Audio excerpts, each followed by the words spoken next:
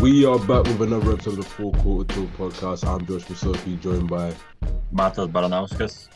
and we are continuing to cover the second round of the NBA playoffs. It's been a solid couple games. Yeah. Me and Matas would be a lot happier if we were recording this about 3 days ago, but that's how the playoff goes. That's how series go. Few days ago, they're talking about how we're gonna sweep through the whole playoffs, and now it's like how we're frauds. That's how it goes, man. That's every win, every loss swings the conversation dramatically. But before we do get into playoff talk, we're gonna start with a team that actually was knocked out in the first round, swept in the first round, in the Suns, who are closing in on, or have they? Is it official now? It's No, not it's not. officially official, but it's like But nearly they done. pretty much closed in on hiring Mike Budenholzer. Um, Friend of the show, Mike Budenholzer. We've had many episodes about him over the years.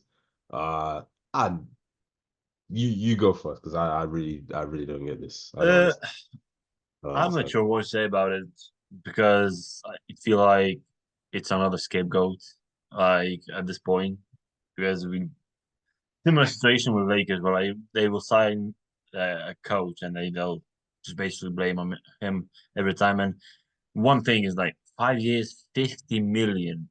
That's the highlight. That's That's the the highlight, literally, of everything. Like, that is crazy. What has he done to? That's crazy. well, he won chip with the Yeah, but like, Bucks, but like I don't know. And I wonder if some front office will ask what he wants, or it will be the same thing that happened with Bogle when like, oh, I want this point guard, and they say no. I wonder if they will ask 5 years Mike 50. if 5 years 50. They've got to give him some sort of autonomy.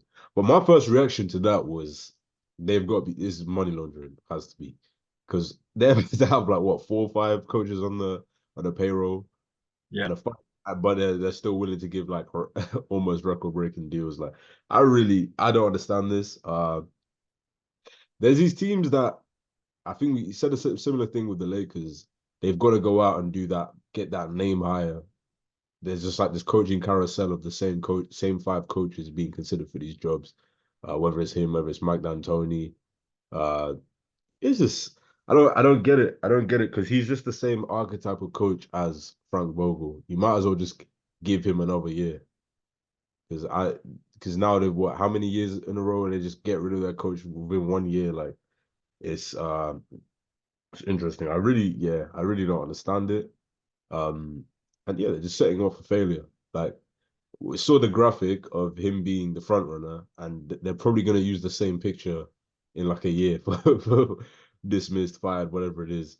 So it's just I don't understand. I don't think coaching is the issue in that franchise, to be honest with you. But Yeah, and they have no future as well. Like there's zero future in that franchise. yeah, and who knows what the makeup of that team will be in 3 months' time as well. Because they need to make some changes. And it's going to be difficult to make changes, but we'll see. But it's crazy. Devin Booker, how many coaches has he had in his career now? I'm pretty sure it's like 7 coaches in 10 years. It's crazy, man. Crazy. Yeah. I don't know. I think I guess this regime right now is different from before. Obviously, they had the ownership change. So you can't exactly attribute everything to him, but this franchise just has a long history of not having patience, especially since they've been in this, well, I'd say contended status, not really like wanting to Oh be no, contended. I'm sorry. Devin Booker had 6 coaches in 9 years, Right. so Oh, well, it's what? Like this isn't so official it's yet. gonna be his seventh coach. Yeah, because this isn't official yet. But yeah, Yeah, this whoever coaches them will be his seventh anyway, regardless of who it is. So yeah, but I don't. Yeah, I look at that team and I don't think that coaching is the problem. Not just because of who's coaching, but the fact that whoever they bring in isn't even going to have the autonomy to bring out what they want. As we saw those reports, as you said, wanting a point guard the whole year and not being allowed to get one. and then it all falling on you when your offense isn't working. Uh, yeah, I'll get this one, man. I already got too much to say. I feel like we've seen this story before and we know how it ends. Yeah. But moving on to more positive news for some anyway. Maybe others aren't so positive about it, but got Nikola Jokic winning his third MVP. I feel like we should have been saying this a year ago. Yeah. Uh, I feel like this was he got MVP for the last make year. it's a makeup one, and now it feels like every year is just going to be a makeup for the year before. Uh, they gave Embiid that, well, not makeup for the year before specifically, but Embiid got that. Here you go, here Yep. you go. Jokic gets that. Oh yeah, no, sorry, no apology MVP. Uh, it's weird, man. I really lost interest in this kind of race quite a while ago. It's just getting really annoying. A lot of the takes around it. The takes around it right now have been really annoying, especially the timing of the announcement and how they were in the O2 hole at the time, and uh, people just want a reason to hate on him and to say that he's a fraud. Uh, ESPN and everyone now on this Shea bandwagon as well. Like all this Shea propaganda after they voted. Yep. Now it's all the Shea propaganda. Like I'm so over it, man. I'm so over it. But the voting was interesting. Brunson finished above Tatum, I believe. I think so. One thing I would say, I don't know who the person is, but Sabonis got the vote for MVP and for Defensive Player of the Year. Like one word. I have no idea who the person is. I Yeah, need to know because yeah, some no. people like in my group chat start saying, "Oh yeah, you probably have the vote, yeah, because you're voting for like Sabonis." Valanciunas would have one too if you had a vote. Yeah. Yeah, man, it's funny though because whenever they say, "Oh, fans shouldn't vote for All Star," or they say players shouldn't vote for this, and it's like there's clearly a lot of media that don't take this seriously either. Yeah. Like But it is interesting though. I wasn't. I think the Thunder finishing first swayed a lot of people um, because with the conversation and the discourse that was happening towards that last 2 weeks, it felt like it was a two-person race between Jokic yeah, and just say yeah, they Brunson finished above Tatum. yeah. Yeah, all the talking points kind of led to okay, it was either going to be Jokic or Luka, but most likely going to be Jokic, and so it was a bit surprising to see that Shea finished first, but I'm guessing second, but I'm guessing it's because ended up finishing first. But I I don't I feel like you couldn't really go too wrong, and they felt like they owed Jokic one, so yeah, he gets it. What do you think about Shaq's comments live on giving Jokic the award? Yeah, I don't really, yeah, I don't get that. That's not really necessary. Uh, he's just a hater, man. He's really just a hater. But also, I'm getting a bit tired of this Jokic not caring about basketball gimmick as well. To be honest, man. Yeah, Yeah, I feel like it's so obvious that like I think he cares, but like he doesn't care that much that he's in his free time all he do is basketball. People think that oh because in his free time he cares about his horses and stuff. That means that he doesn't care about basketball, and maybe yeah. that in the future, like after the like when he finishes his career, we won't see him about basketball. Oh yeah, he doesn't care about basketball. He just doesn't love it or anything. To be at the level he's at, he's gonna love it to some extent to make the sacrifices he's made and to have that level of commitment to the game.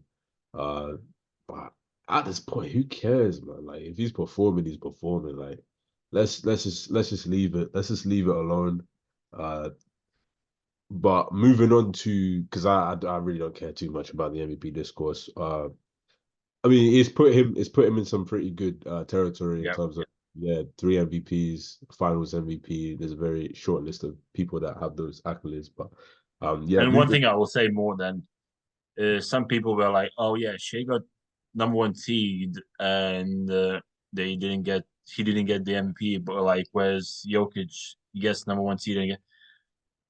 people don't understand that Jokic never got MVP when he was number one seed. Yeah. Like, and people saying, "Oh yeah, number one seed That's matters." what they were saying about Jokic. Luke. Well, they were saying they were trying to use the season that I think the Nuggets finished sixth. Was it sixth? Yeah, To just to say, yeah, well, Lucas should be. But the problem with the MVP is there's no set criteria. Uh, and there's kind of a new criteria every year. And I don't really have a problem with that because you can I think you can kind of use some common sense and see like not everything has to be binary and not everything has to be oh he got six seed this year and he got this blah, blah, blah, so yes like you can just compare that. See, every season is a different season for you to compare with, and sometimes it's just obvious. Like yes, Curry was the best player on the best team in 2016, but he was also having a crazy offensive season, an all-time offensive season. That doesn't mean that every MVP after should be the best player on the first seed. You know what I mean? But for some years that makes sense. Russell Westbrook breaks history, but it people want to minimize it to just he averaged an MVP, a triple double, but he also had like crazy game winners, 50-point games and all of that stuff. But people want to minimize it to, okay, if this guy wins it this way, then everyone else that does that thing should win it every year afterwards. And it's just like, I don't know, it's just annoying, man. Maybe about when I was younger, I'd care enough to continue to argue with that stuff, but it's just like it's just annoying, man. It's just Twitter takes, and it's like exactly what it takes. whatever. Just leave that alone. Let people, yeah, have fun. Have your fun with it, man. Have your fun with it. Like you win. All right, but let's get into the actual series. Uh, After last night's changed complexion a little bit, but when we last recorded, the Nuggets were in a bit of a hole, and they responded last night. They responded last night. The difference for me was definitely Jamal Murray. He was struggling a lot in the first two games, and last game he set the tone early. He was really just getting to whatever he wanted to do quickly. He'd a lot of the time he'd attack early so they wouldn't have the chance to trap him and to like use that physically. But also the refereeing as well was a bit different. A lot of the things that they were allowing the refs to do in games one or two physically, they would call a lot quicker in this game. But yeah, I still as I said in last episode, I didn't think that whilst they were definitely in a danger zone going down OT on their home court, you have to respect champions, and they were gonna bounce back eventually. I think. Yeah, I feel like overall, like Denver played a better game than like last two games. Not just Jamal Murray, but like I feel like Murray is lucky to be out there last night Yep, yeah, because a lot of that's people said that he crazy. needed to get suspended for that, That's but crazy. he didn't. So I feel Yeah, like they a said, lot of people said, "Oh yeah, they're 2-0 and they don't want to be like league don't want champions to be swept and like they just kept Murray." But yeah, overall, I think Denver played well. And after the game, Anthony Edwards said, like, oh, yeah, that's on me. I didn't come out with the right energy and everything. So it's like, yeah, it's yeah, 50-50 between two. yeah. Nah, it was funny. I saw a lot of tweets about about Jamal Murray. It was saying like if that was Draymond, he would have got tranquilized. Like, like that is so bad stuff about Draymond. And it's true. That is wild, but yeah, I do see that as well. They take into account the situation and they don't want that to be the reason that the Nuggets go down 3-0. Yeah. But yeah, no, I was just saying that was like the biggest difference maker for me. That wasn't, of course, the only reason. I think they just looked a lot more comfortable. I think they've adjusted a bit more to the physicality. Nothing was easy, and the scoring they pulled away. They pulled away. I mean, they were pretty much up for a lot of the game. They pulled away late, but still, buckets were very hard to get by. Um, there was barely any turnovers from the Nuggets earlier on, and yeah, they just didn't allow the Timberwolves to like use their athleticism in the fast break by taking care of the basketball. I still think Jokic can be even more, Oh, uh, yeah. Oh, yeah. way more aggressive and dominant than he's been. Uh, and Mike Malone was saying he wants him to take 30 shots. He's still far away from that. Yeah, I think he just needs to do more if they're gonna win the series. Um, yeah, but I don't know. I still, yeah, I think it's a series still. I still think that despite obviously they won pretty dominantly last night, I still think the Timberwolves can't come back and go up 3-1. So the Nuggets still have their work cut out for them. Well, Timberwolves should go up 3-1. Like they have home court advantage at the moment, so they should, but you never know. Like as you said, like Nuggets are the champions, and Jokic can be better. He was like last night. He was great, but it's crazy that he can be even better. And like we all know, when Jokic is the guy, like I don't think anyone can stop him. Nah, they're a different team when Jokic is playing aggressive. We saw that last playoffs where a lot of teams thought, oh yeah, we'll allow Jokic to be dominant and he won't get the others involved, and that just didn't happen. We're just putting up 40-point triple doubles. Yeah, So yeah, I think there's still a lot more that they can do, but it's very good for them. It's yeah, good for their confidence and good for them to kind of steal a bit of momentum by not just winning, but winning in like a statement game like that. Will go a long way. But it would be wild if we get to game 5 and no home team has won yet. That would be crazy.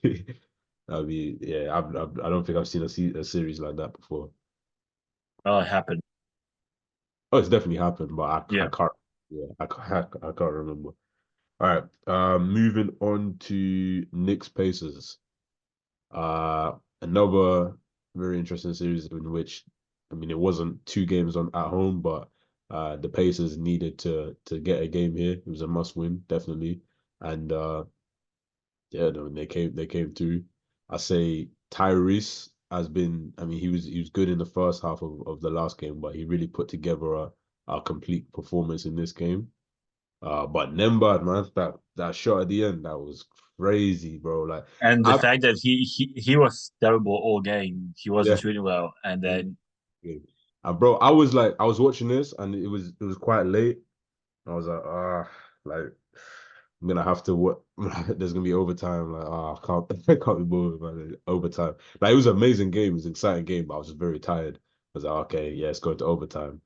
And just like how deep he shot that from as a step back as well, and the yeah. game wasn't really doing anything. Crazy, man. Crazy. And we said when last time we recorded, Tyrese needs to take more shots. Yeah. And Oh yeah. look what happens when he takes more shots.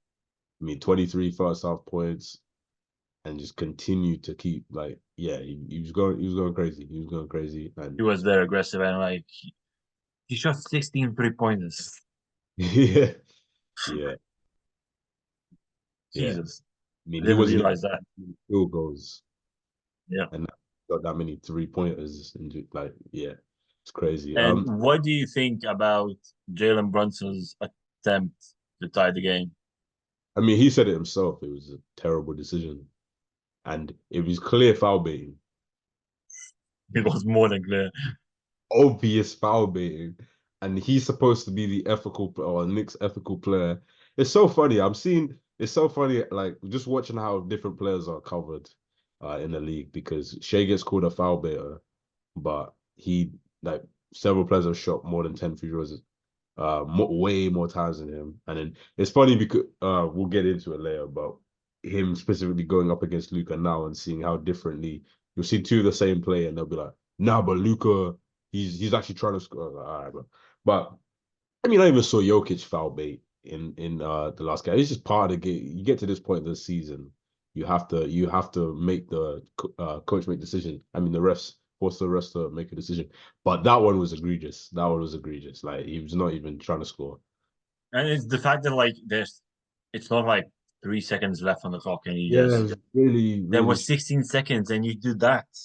yeah, and a big part of the Knicks' growth has been like Brunson from last season has been Brunson really embracing his teammates and trusting them more. You saw that I can't remember what game it was. I don't think it was this series, last series, I believe, where he gave up. a game-winning shot to a clutch shot to Josh Hart. So it's like trying to do too much in that moment. Yeah, that was weird. And And the fact that, yeah, as you said, like embracing teammates and DiVincenzo was cooking last. Like he Vincenzo, was oh my, on one. he it was basically him and Tyrese going back and forth. But Yeah, man, Shinzo, he's just like this season, man. He's just been on one, bro. He's been on one, and I mean, this was his career. This was his career, I believe. I think no, playoffs maybe. yeah, yeah. But yeah, he was just cooking, man, and it was any way you wanted it to. I mean, obviously, he was Yeah, lights out for, but yeah, it's crazy. And then also we had Josh Hart finally sat again. He finally sat on the bench after 12 quarters. Yeah, it's crazy. Yeah, and he looked and the mad. fact that when he sat on the bench, Pacers took the lead. Yeah, So that says a lot. yeah, it says it all. But nah, it's been really that game was amazing to watch though. Of everyone that complains about the league and how it is now and how it's soft and everything, that was real hoops. Like there was barely any fouls being called. It was physical. It was ethical hoops. It was cool. It was cool to watch. But yeah, man, I think there's a lot that the Pacers can take from this and make this a series. I think Tyrese has to continue to be aggressive. Uh, but yeah, Brunson's got to be a bit better. Though. He's got to be better. Yeah, I feel like, yeah, as you said, he set up the game that like it wasn't the best thing to do. So I feel like he won't be doing stuff like that because like it makes once again 16 seconds left and you just just yeah. foul bait. But another thing is that this is another game in this series where a suspect or a controversial call happens late in the game that ends up being quite important. And we haven't actually recorded since so obviously the Pacers what they they sent what Yeah. 79. 79 yeah they said about yeah they sent 79 plays calls that were made that were wrong or whatever and then he got and then Carlisle got fined. You're fine. Yeah, but yeah, there just seems to be some call or what was it last game when it's so they call a random travel, no, or double dribble. I think Well, I know Josh Hart complained about goaltend. yeah, so that was this game. But then in the last game, so in the first game, what was it? A double dribble? Can't remember. No, what was it? Kickball. Yeah. Yeah. So then in the second game, but they said they couldn't review it and they couldn't change it. But in the second game, they called a it was really, bro, it was crazy because if they inbound to Isaiah Heights and dribbles it up, they call a double dribble or a travel for double dribble for no reason when he literally was just dribbling the ball. But then they took it back, which made them pissed because it was like, what? So you can take, so now you can take it.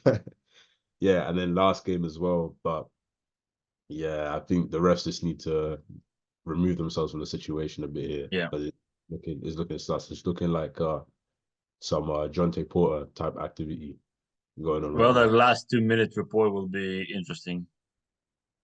Yeah, as it always is, as it always is.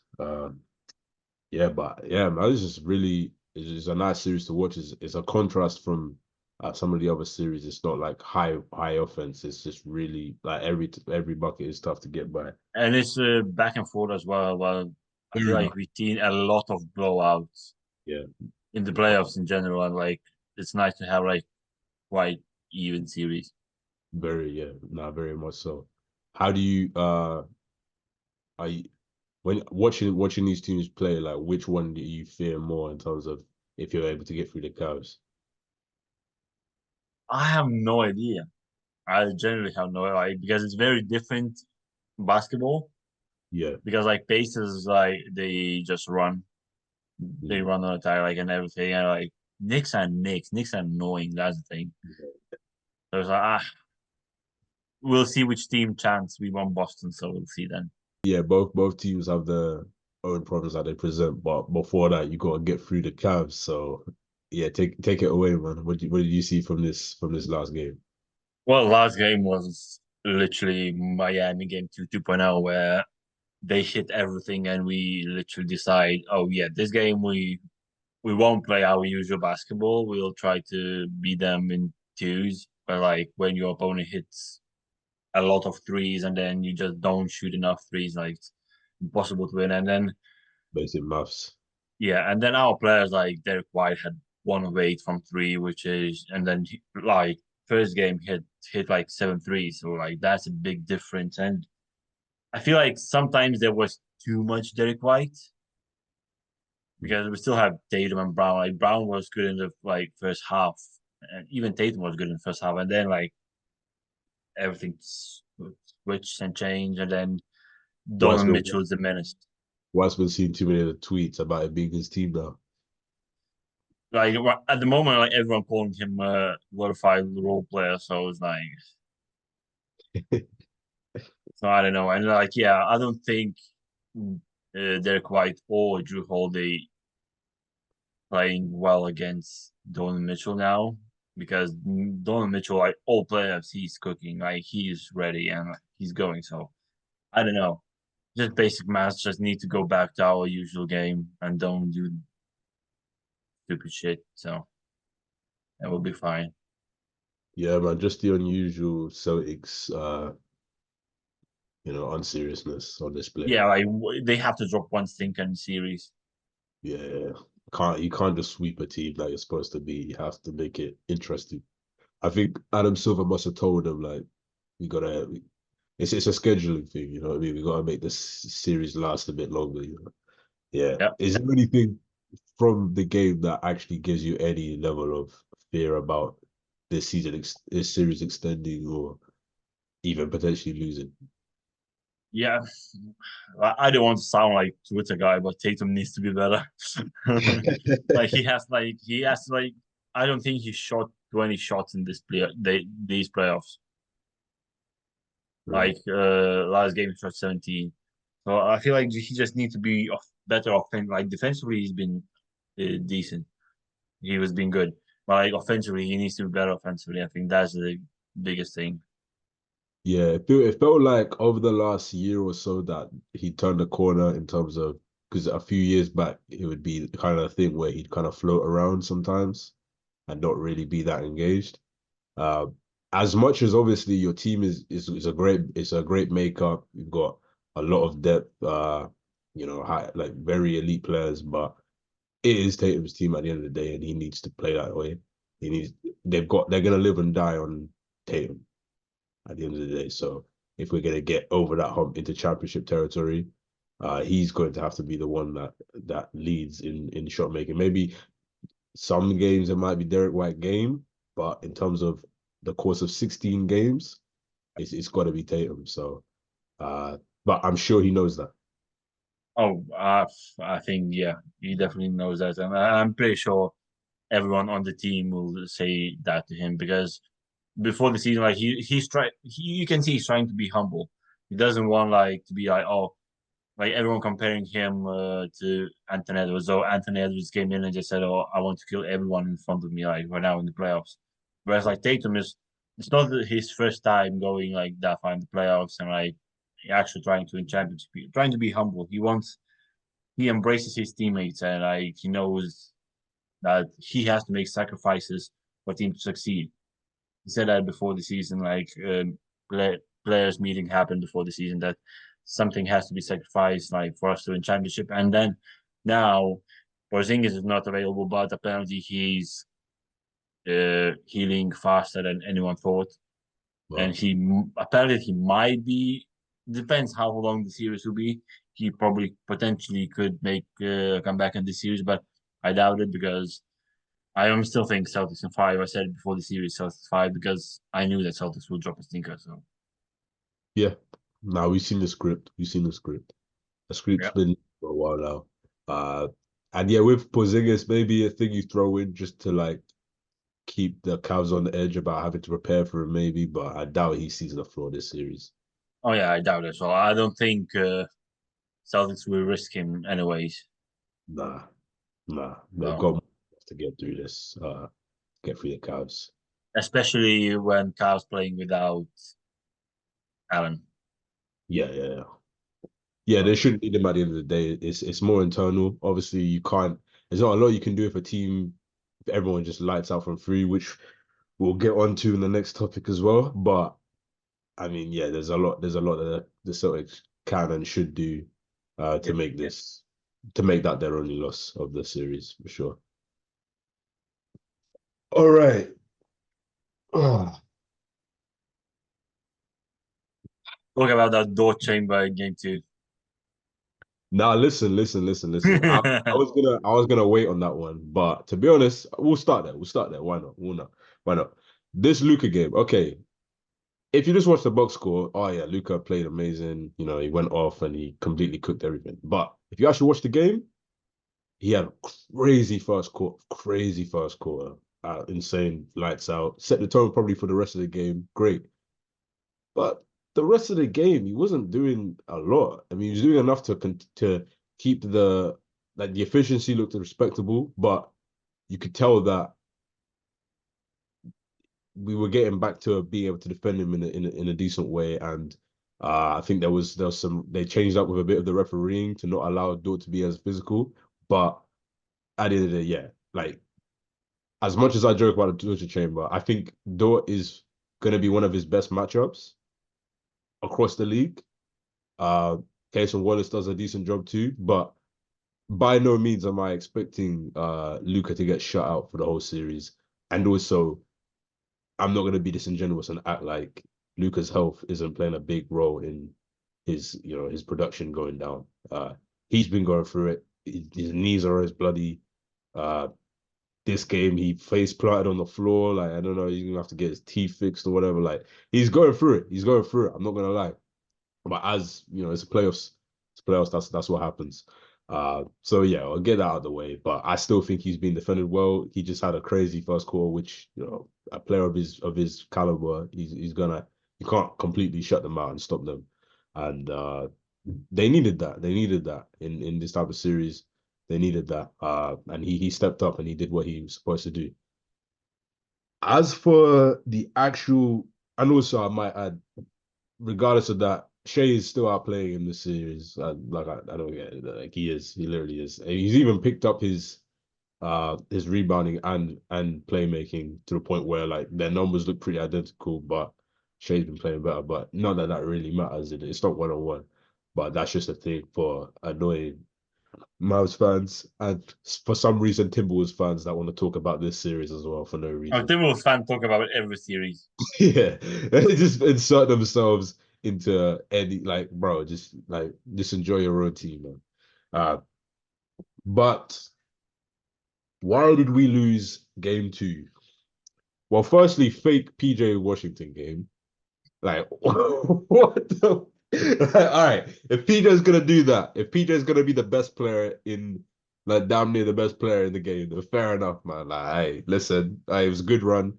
We made some history, and let's go and see what we can do in the draft and see what we can do for in the offseason. If PJ Washington, if you're telling me PJ Washington is gonna be the Mavs' best player and he's gonna average, he's gonna, yeah, fair enough, man. If he's gonna hit every single three, if the Mavs are gonna hit every three in the first quarter and they're just gonna have a fake game, then fair is fair.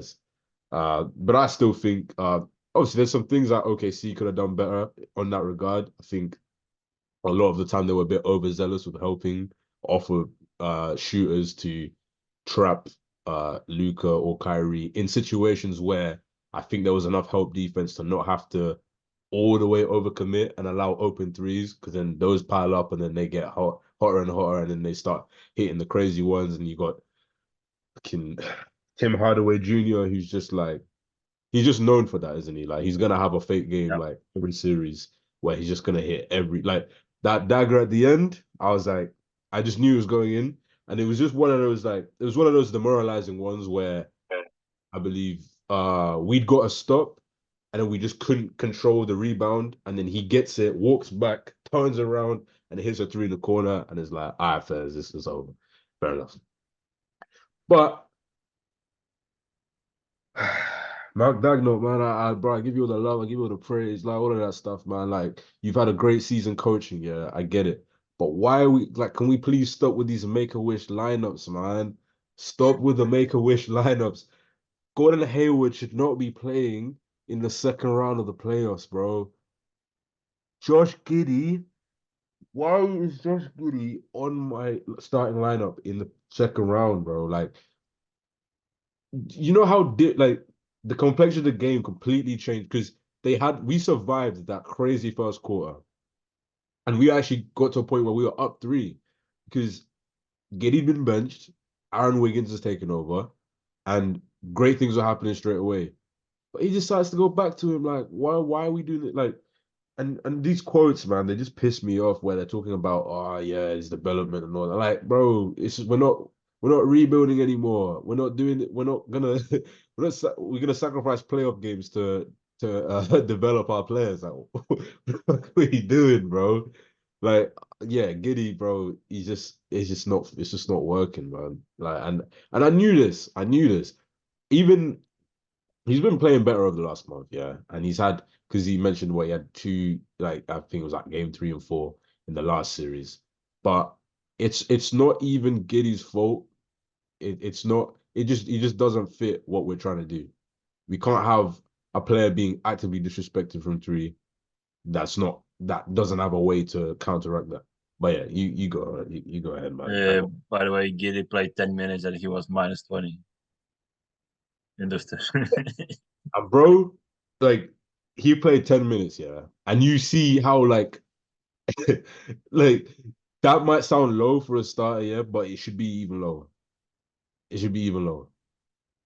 Like we in a game that we didn't like, we survived an absolute barrage. Like the Mavs will just never shoot that well again, and it was still fairly close in terms of actual minutes. Maybe after garbage time, maybe I don't remember. I don't know what the actual final score was.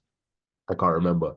But it was a competitive game, a game in fact that we were actually able to come back in. But you just can't you got to play like that, bro. We're playing 4-on-5, man. Like we're playing 4-on-5, and then you bring in Gordon Hayward too. Like what does he do, bro? What does he Turning do? 24. What does he do? This is the most pointless trade I've ever it was the most brand but yeah, I don't care though. Whether we traded it away for whatever, man, or just don't play him on the court. He has not done anything the whole playoffs, bro. I don't understand why he's still on the court. Like I understand we've got some decent depth here, but Dagnall's commitment to playing 10 players, that's gotta stop if we're gonna go further and further into I'm not saying he has to do a Tom Thibodeau and play everyone 44 minutes or anything, but Gordon, I should not be my eyes should not be witnessing Gordon Hayward minutes in May. That should not be happening in 2024. It should should not be happening. And then I think yeah, J Dub, he wasn't having his best game for a majority. Chet was struggling from three. But to be honest, I don't really feel worried about the series as a whole. In fact, I think that maybe this is the epiphany that they needed to finally drop them from the rotation. And if I'd rather if this is the game that we needed to lose for us to now get serious about the rotation, then that's probably extended the the ceiling of our team for the rest of the playoffs and potentially maybe convince them to finally make some moves in the summer, then I'm happy. I'm happy. Uh, I still saw plenty of things in the game where just watching the game and analyzing what was happening, not necessarily outcome, but the process that was going into it, I didn't feel like there was too much to take from it that would leave me thinking, oh, the Mavs are clearly a better team. I think that, yeah, I mean, we could steal a game in Dallas too. And they needed some adversity. We were not gonna go 16-0. So there needed to be a point where, we actually have a challenge here because we were not challenged in the last series. So it'll be good to see how they bounce back because in the regular season, they were one of the best teams in terms of bouncing back after a loss. So now it remains to see how they're going to respond in a playoff scenario. Yeah, interesting. I'm not sure. I'll put my hands up. I didn't watch the game. I have no idea what happened. But yeah, because when you talk like that, and the fact that Gid is -20 says a lot. But the fact that like I'm surprised. I'm looking at a scoreboard, and Kyrie only took 8 shots. Oh yeah, Kyrie, bro. Kyrie was a non-factor in 9 points. But What then nine you points? have PG Washington with 18 shots and like 7 threes. So it's like, But you know what? Let me correct myself. He was a non-factor scoring wise. He was very good in his playmaking, and I've got what he had like 11 assists. I think it was.